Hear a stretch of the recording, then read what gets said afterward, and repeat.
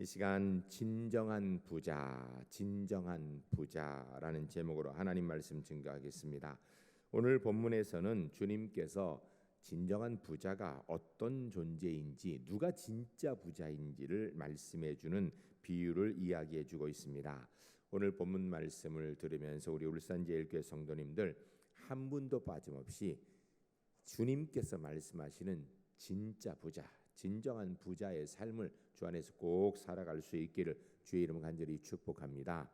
그러기 위해서 말씀을 들으면서 내가 진짜 부자인가? 내가 추구하는 것이 진정한 부자의 길이 맞는가? 다시 한번 돌아보시는 가운데 말씀 이야기하는 부자의 길을 열심히 따라가시고 말씀 이야기하는 부자가 되는 하나님의 사람들이 꼭 되시기를 주의 이름으로 간절히 축복합니다. 첫 번째 따라하겠습니다. 하나님의 말씀의 핵심에서 벗어나지 말아야 합니다. 예수님께서 하시는 말씀의 중심 주제는 언제나 하나님 나라였습니다. 2000년 전에 주님께서 직접 유대인들에게 이 말씀하실 때에도 하나님 나라에 대해서 말씀하셨고요. 2000년이 지난 지금 우리에게 성경을 통하여서 말씀하실 때 언제든지 예수님의 십자가의 은혜와 하나님 나라에 대해서 말씀하고 계신 것입니다. 그러니까 우리가 설교를 들을 때나 또 성경을 읽을 때나 관심이 어디 있어야 되는가? 주님의 십자가의 은혜와 하나님의 나라에 대해서 관심을 갖고 들어야 되는 것입니다. 그래야 제대로 말씀을 들을 수 있는 거예요. 그런데 오늘 성경 본문에 보면 오늘 우리가 13절부터 읽었는데 그 앞에 계속해서 주님께서 하나님 나라에 대해서 말씀을 계속해서 이야기하셨습니다. 그런데 그 하나님 나라에 대해서 주님께서 계속 말씀하고 계시는데 이 주님의 말씀을 듣는 사람 중에 예수님이 말씀하시는 것은 전혀 상관이 없는 이야기를 하고 있는 사람이 나타납니다. 좀 어처구니 없는 일이지만 이 젊은이가 이야기한 게 13절인데 이렇게 얘기했어요. 무리 중에 한 사람이 이르되 선생님 내 형을 명하여 유산을 나와 나누게 하소서 하니. 아멘. 지금 예수님께서 하나님 나라에 관하여서 말씀하고 계시는데 이 젊은이는 하나님 나라에 대한 관심은 전혀 없습니다. 어디에 관심이 있는가? 땅의 일에 관심이 있어요. 그래서 예수님께 너무나도 엉뚱한 이야기를 하고 있는 거예요. 예수님은 하나님 나라에 관심을 가지고 하나님께 부유한 자로 사는 것, 이게 진짜 행복한 일이고 여기에 진정한 부가 있다라고 가르치시는데 이 사람은 그 이야기를 들으면서 거기에 대한 전혀 관심이 없고 그 얘기는 들리지도 않고 무슨 이야기를 하고 있는가? 내 형에게 명하여 유산을 나와 나누어 주게 하소서라고 이렇게 얘기합니다. 이 젊은이가 아마 보기에 예수님께서 놀라운 이적도 행하신 것을 아마 보았을 수 있을 것입니다. 또한 주님이 말씀하시는 것 보니까 지혜와 지식의 말씀이 무궁무진하고 그 권위가 대단하다는 것도 아마 알게 되었던 것 같아요. 그것을 통하여 하나님 나라를 내가 믿어야겠구나, 따라야겠구나 이렇게 생각해야 되는데 그게 아니, 거기에 생각이 없고 이 정도 사람이라면 고집스러운 우리 형님을 충분히 설득할 수 있겠구나라는 생각이 들었던 것 같아요. 이 사람이 지금 형님과 아마 재산 문제로 다투고 있는 중인 것 같습니다. 예수님께 자기 형님에 대해서 말씀을 잘 해주시면 자기 목, 자기가 받을 유산의 목 아마 형님이 나눠줄 것 같으니까 예수님을 자기 재산 나누는 재판관으로 모시고 있는 것입니다. 이 사람 예수님 말씀을 귀 기울여 듣긴 들었는데 주님이 말씀하신 핵심은 전혀 캐치하지 못하고 엉뚱한 생각만 하고 있는 것입니다. 이 본문의 이 젊은이의 아버지가 아마 세상을 떠나신 것 같습니다. 문제는 그 아버지가 유산 문제를 제대로 처리해 놓고 가지 못해 세상을 떠나고 나니까 형님이 마땅히 동생과 재산을 나누어야 되는데 나누어주지 않고 자기가 다 차지하고 아무리 나누어줄 걸 기다리고 이야기를 차일피일 누리면서 나눠주지 않는 것이에요. 당시의 실정법이나 상황을 보게 되면 아버지의 산 현재 둘이면 형이 3분의 1을 갖고 동생이 3분의 1 나머지를 갖는 것이 정상인데 형님이 나눠줄 생각을 안 해요. 찾아가 이야기도 안 줘요. 그래서 사람들한테 부탁을 해서 얘기를 해도 누가 가서 얘기해도 이 욕심 많은 형님을 설득할 수가 없었던 것입니다. 그러던 중에 예수님의 말씀을 가만히 듣고 있다 보니까 예수님이 말씀하시면 될 것 같은 생각이 드는 거예요. 야, 저분 정도면 우리 형 설득하고도 남겠다는 생각이 들어서 예수님께 부탁하고 있는 거예요. 그런데 이 부탁의 내용이 참 재미있습니다. 재산을 나누는데 어떻게 하면 될까요? 좀 도와주세요가 아니라 뭐라고 얘기한 본문에서 형님을 명하여라고 이야기합니다. 그래서 형에게 강권적으로 얘기를 해서 예수님의 권능을 가지고 이 재산을 좀 나눠주도록 해라라고 이야기하는 것입니다.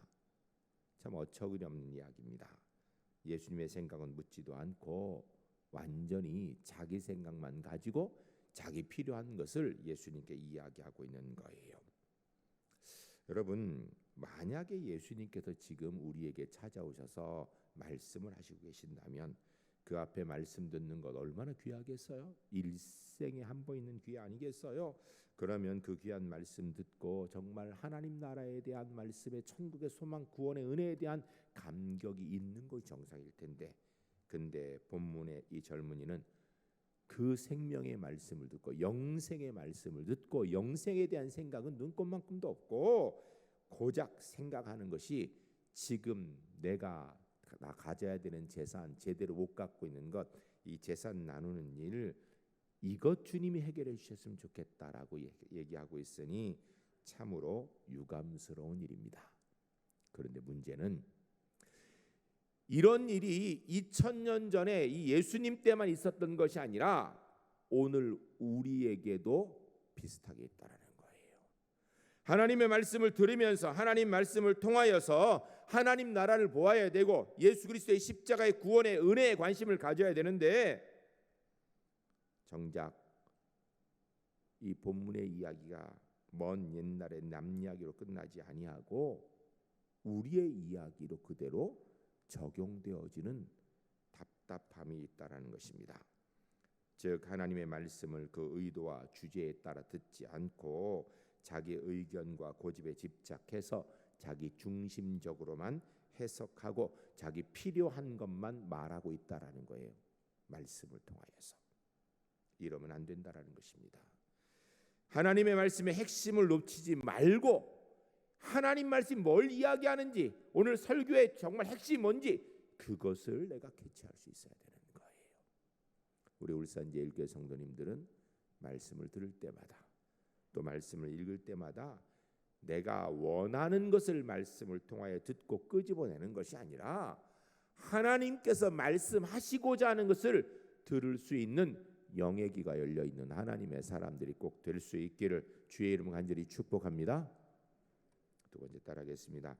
사람의 생명은 소유의 넉넉함에 있지 않습니다. 15절에 주님께서 그 청년에게 대답하신 내용이 들어 있습니다. 15절에 이렇게 되어 있어요. 그들에게 이르시되 삼가 모든 탐심을 물리치라. 사람의 생명이 그 소유에 넉넉한 데 있지 아니하니라 하시고. 아멘. 이 동성의 요청에 주님께서 대답하신 첫 번째 것은 삼가 모든 탐심을 물리치라. 여러분, 이 동생이 아버지가 남겨진 자기에게 받을 정당한 유산 주지 않는 형에게 그 재산 달라고 하는 게 이게 탐심인가요?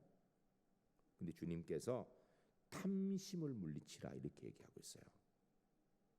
그 재산을 받는 것 정당하다고 사회적으로 이야기할지 모르지만 하나님 나라의 말씀을 들으면서까지 그 재산에 빠져 있다라는 것은 결국은 온 관심이 재물에 그냥 집중되어 있는 것, 이게 탐심의 결과라고 주님이 말씀하시는 거예요.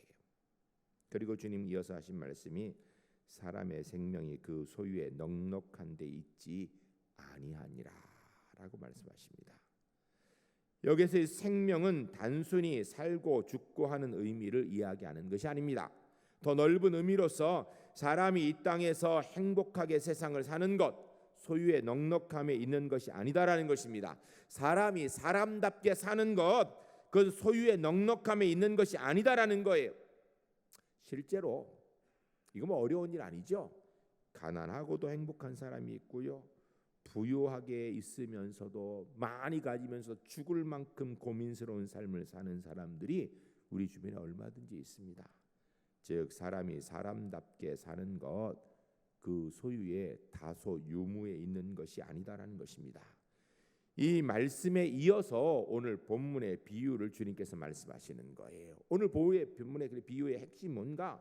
생명의 주인은 하나님이시라는 거예요.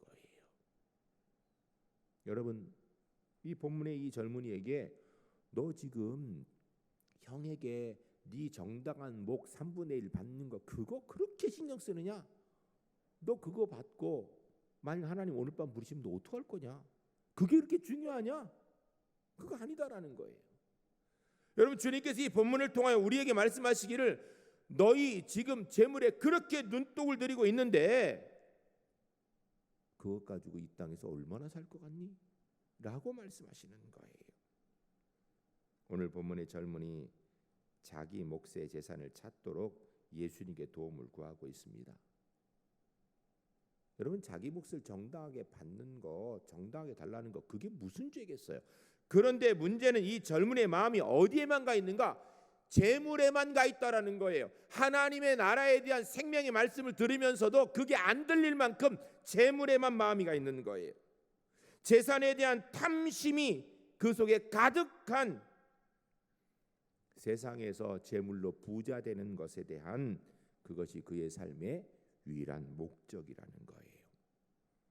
이것을 알고 계신 주님께서 너의 재산으로 인해 부자가 되려고 하는데 굳이 형님이 안 주겠다고 하는데 그거 그렇게 달라고 할 것 있냐? 안 주면 뭐 그거 포기하고 살면 안 되냐?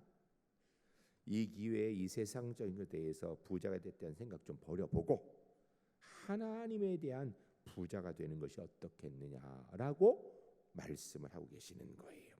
한마디로 얘기하면 이 청년에게 네가 가지고 있는 가치관, 인생관, 세계관 이거 한번 좀 180을 바꾸어서 물질만 보고 그것 때문에 형제의 의도 상하고 그것 때문에 하나님의 생명의 말씀도 들리지 않는 삶을 살지 말고 하나님 나라에 대한 관심을 가지고 거기에 관심 갖고 좀 살면 안 되겠느냐라고 말씀하는 겁니다. 세상에 부자 되려고 노력하지 말고 하나님 앞에 신령한 부자가 되려고 노력해보라라고 얘기하시는 거예요. 여러분, 우리 스스로를 좀 돌아봐야 되는데요. 우리가 하나님 나라의 부유한 자가 되기를 원합니다 하면 아멘 해요. 그렇게 해야지 생각합니다. 그런데 정작 우리가 하나님 앞에 기도할 때 하나님 나라의 부자가 되게 해주세요 기도하는가? 그 기도는 별로 안 해요. 무슨 기도하는가? 재물로 부자가 되게 해주세요 기도해요. 여러분, 그런데 우리가 재물을 하나님이 주셔야 부자가 된다고 생각하면서 정작 우리의 신령한 하나님에 대한 부유함 이것도 하나님이 주셔야만 된다고 생각을 해요. 내가 열심히 애쓰고 노력해야 이 부분에 대해서 관심 가지는 생각을 별로 하지 않는 겁니다. 우리 주변에 실제로 보면 물질적인 면에서 대단한 부자이긴데 정신적으로 영적으로 아주 빈곤한 사람들이 있어요. 재물은 많은데 인품이 없으면 그것처럼 목불일견이 없죠. 목불일견 정말 봐줄 수가 없는 상황인 거죠. 정신적인 것은 하루아침에 채워지는 것이 아닙니다. 머리도 가슴도 텅텅 비어 있는데 재물만 가득 가진 사람, 세상은 그를 부자라고 이야기하는데 우리 믿음의 사람들도 그 사람이 진짜 부자라고 생각해야 되는 겁니까? 입만 열면 천박한 소리 하는데 그게 정말 하나님 앞에 부자일까요? 비록 초라한 차림을 하고 생활은 어려워도 교양과 인격과 신앙의 고매함이 있는 사람, 이 사람이 진짜 부자 아니겠어요? 그렇다면 이 시간 한번 생각해 봐야 됩니다. 우리는 어느 쪽을 더 선호하고 사는가? 가능하다면 신앙적으로 인격적으로도 고매한 부자, 하나님 앞에 부유함도 있고 세상에 재물도 있으면 참 좋지요. 금상첨화입니다. 그런데 이 두 가지가 다 안 될 경우에 하나만 선택해야 된다면 여러분 무엇을 선택하시겠습니까? 내가 집중해야 되는 것이 어느 곳이겠습니까? 우리 옛말에 청빈낙도라는 말이 있습니다. 깨끗하고 가난함이 삶의 즐거움이다라고 얘기하는 거예요. 고매한 삶을 이야기하는 것이죠. 그런데요, 성경은 무조건 가난함이 깨끗함이고 고매하다고 얘기하지는 않아요. 성경은 여기서 한 단계 더 올라갑니다. 신령한 면에서 볼 때 하나님의 말씀과 은혜가 있어야 그게 진짜 부자라는 거예요. 모든 것에 감사할 줄 아는 사람, 이 사람이 정신적으로 영적으로 부자인 것입니다. 부자는 풍족한 사람입니다. 자기의 삶에 만족함으로 감사하는 사람인 거예요. 인생의 빈 마음은 세상 것으로 채워도 사실은 채워지지 않습니다. 이게 끝이 없거든요. 자족할 줄 모르는데 어떻게 부자가 되겠습니까? 자기 가진 거 족한 줄 모르는데 내가 분명히 남보다 더 많이 가졌는데도 나는 더 가져야 된다고 끊임없이 채우려고 하는 마음만 있다면 그 사람은 부자가 아니라 사실은 재물로도 가난한 사람인 거예요. 영적으로 당연히 가난한 사람이고요. 가진 것이 많다고 결코 부자가 되는 게 아니에요. 여러분, 음식을 먹어도 자기 집에서 아내가 엄마가 해주는 음식 먹으면서 이 음식이 최고다 만족해야 부자인 거지.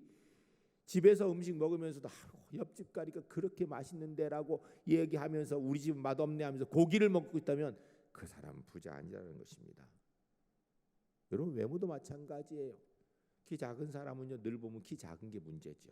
키 큰 사람은요 키 큰 게 별로예요. 그래서 뭐라고 얘기해요? 키 작은 사람 난 왜 이렇게 작아가지고 키 큰 사람은 너무 커서 불편하다 이러는데 여러분, 그러면요 둘 다 가난한 사람인 거예요. 부자는 작은 사람은 나는 참 하나님이 아담하게 지으셔서 참 좋다 이래야 되는 거예요. 키 큰 사람은 하나님 나를 그냥 늘씬하게 키우셔서 참 좋다 이래야 되는 거예요. 우리가 고민한다고 우리 키를 한자나 크게 하거나 작게 할 수 없지요. 자족할 줄 알아야 됩니다. 많은 것을 가지고도 불만이라면 그는 분명히 가난한 사람입니다. 내 손에 있는 것 가지고 불만이 있다면 그는 더 많은 것 가져도 더 많은 불평이 있을 뿐이니까. 이스라엘 사람들의 경험에 이런 말이 있습니다. 사람에게는 자기 밥을 먹는 사람과 빌어먹는 사람 이 두 부류가 있다. 자기 밥 먹는 사람은요 그 부자라는 이야기예요. 빌어먹는 사람 거지라는 뜻입니다. 부자는 배가 늘 부르지요. 거지는요 늘 배가 고파요. 어쩌다 한 번 배고픈 게 아니라 먹어도 배고픈 게 거지예요. 이게 거지의 생리입니다. 우리가 재물을 가져도 끊임없이 더 많이 요구하기만 하고 그로 인한 불만만 쌓이고 그 거지라는 거예요. 이거 생리적인 병리적인 문제, 고질적인 병입니다.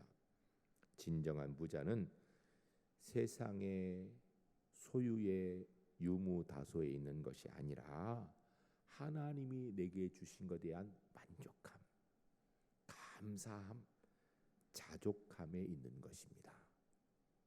우리 울산제일교회 성도님들, 하나님께서 더 많이 주시면 감사하지요.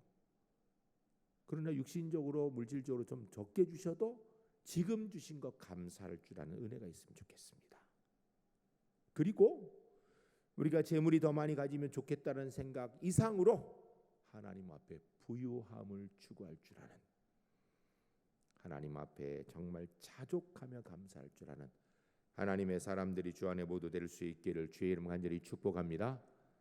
세 번째 따라하겠습니다. 진정한 부자는 하나님께 대하여 부유한 사람입니다. 진정한 부자는 하나님께 대하여 부유한 사람입니다. 전 우리 울산제일교회 성도님들이 하나님께 대하여 진짜 부자가 되는 하나님의 사람들 되시기를 주의 이름 간절히 축복합니다. 특별히 2023년도에는 하나님께 대하여 부요함이 우리의 인생의 목표가 되고 2023년, 2022년보다 훨씬 더 하나님께 대하여 부유한 하나님의 사람들이 주 안에서 꼭 되시기를 주의 이름 간절히 축복합니다. 제가 그냥 부자 되세요, 10억 얻으세요 하면 아멘 소리 크게 나올 텐데 하나님께서 부여하라니까 별로 아멘도 안 해. 그런데 여러분 성경이 이야기하는 걸 똑바로 우리가 들을 줄 알아야 돼요. 하나님 앞에서 하나님께 대하여 부자가 되는 우리 울산제일교회 될 수 있기를 주의 이름 간절히 축복합니다. 오늘 본문의 말씀의 목적과 주제를 쉽게 파악하기 위해서 본문의 마지막 부분을, 즉 결론의 부분을 먼저 이해해야 될 필요가 있습니다. 그 후에 본문을 전체 보게 되면 그 뜻을 보다 쉽게 알 수 있습니다. 21절 말씀, 그래 우리 함께 읽겠습니다. 21절 읽겠습니다. 자기를 위하여 재물을 쌓아두고 하나님께 대하여 부여하지 못한 자가 이와 같으니라. 아멘. 무슨 말씀인가요? 자기에 대해 쌓아두고 하나님께 대하여 아무것도 쌓아둔 것이 없는 사람, 그는 하나님께 부여하지 못한 사람으로 진정한 부자가 아니다라는 것입니다. 왜요? 하나님께서 부르시면 우리는 다 놓고 갈 거거든요. 결국은 그게 우리의 부의 척도가 되어서는 안 된다라는 거예요. 물론 사는 동안에 재물이 유용하지요. 그런데요, 여러분 때가 되면 다 놓고 갈 거거든요. 방법 없습니다. 가지고 갈 수 있는 하나도 없어요. 장례 때 어떤 사람은 소박하게 장가, 어떤 사람은 화려하게. 여러분 돌아가신 다음에 소박하든 화려하든 뭐 관계 있을까요?